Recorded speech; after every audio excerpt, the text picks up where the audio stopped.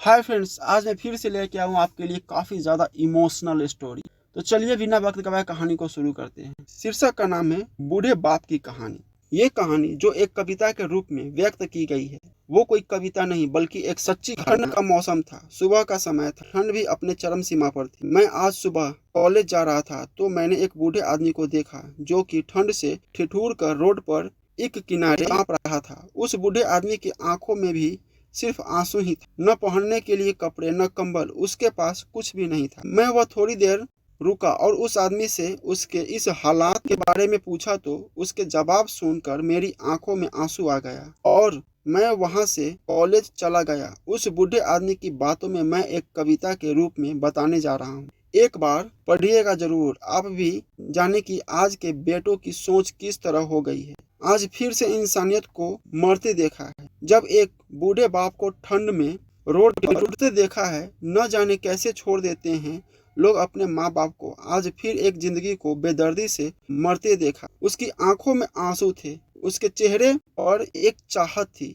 इतनी मुश्किल में भी उसके चेहरे पर एक छोटी सी मुस्कुराहट थी। बहुत बुरा लग रहा था। मुझे न जाने क्यों मन में एक बेचैनी थी। मेरे पास कुछ भी न था देने को, लेकिन फिर भी उसको कुछ भेंट देनी थी। आखिरकार मैंने उससे पूछ ही लिया, बाबा तू यहाँ इतनी ठंड में क्यों लेटा है, अपने घर क्यों नहीं जाता। उसकी आंखों में आंसू आ गए, प्यार की झलक भी दिख रही थी। वह बोला, बेटा तेरे जैसे ही मेरा भी एक बेटा था जिसको मैंने पलकों पर बिठाया था। प्यार तो खुद से भी ज्यादा किया था उसको, क्योंकि उसके ऊपर से उठा उसके माँ का जो साया था। मैं बाप होकर उसको एक माँ का भी प्यार दिया। शायद कुछ इसी कारण से उसने मुझे आज घर से निकाल दिया। न सोचा था मैंने कि कभी ऐसी भी घड़ी आएगी जो बेटी अपने माँ बाप से दूर हो आई, आज वही मुझे घर से निकलवाएगी। मैंने बेटे को बहुत समझाया, अपने किए हर प्यार को बताया था, पर बेटे के मन में जैसे एक अंधकार सा छाया था। वो भी अपनी पत्नी की बातों में आकर